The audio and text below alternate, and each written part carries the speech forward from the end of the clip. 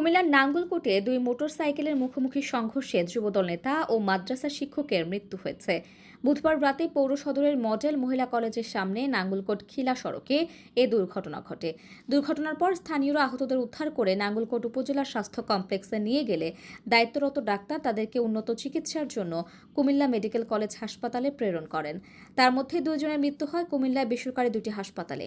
নিহতরা হলেন মৌকড়া ইউনিয়নের কেশতলা গ্রামের আহসান হাবিব মজুমদার। তিনি ইউনিয়ন যুবদলের যুগ্ম আহ্বায়ক ও কেশতলা গ্রামের মৃত নুরুল ইসলামের ছেলে এবং পেরিয়া পশ্চিমপাড়া গ্রামের আবু জাফর সওদাগরের ছেলে আরিফুল ইসলাম নয়ন। তিনি হেসাখাল বাজার নুরানি হাফিজিয়া মাদ্রাসা কমপ্লেক্সের শিক্ষক।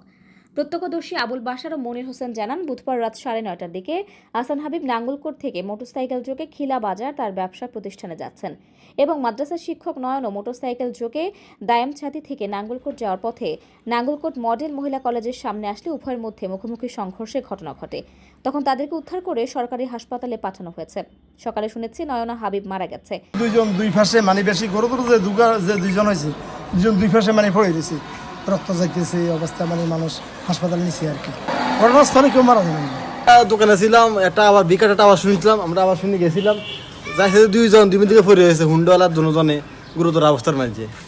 নাঙ্গলকোট থানার ওসি এ কে ফজল হক জানান, দুই মোটরসাইকেলের মধ্যে মুখোমুখি সংঘর্ষে দুইজন মারা যাওয়ার খবর সাংবাদিকদের মাধ্যমে জেনেছি।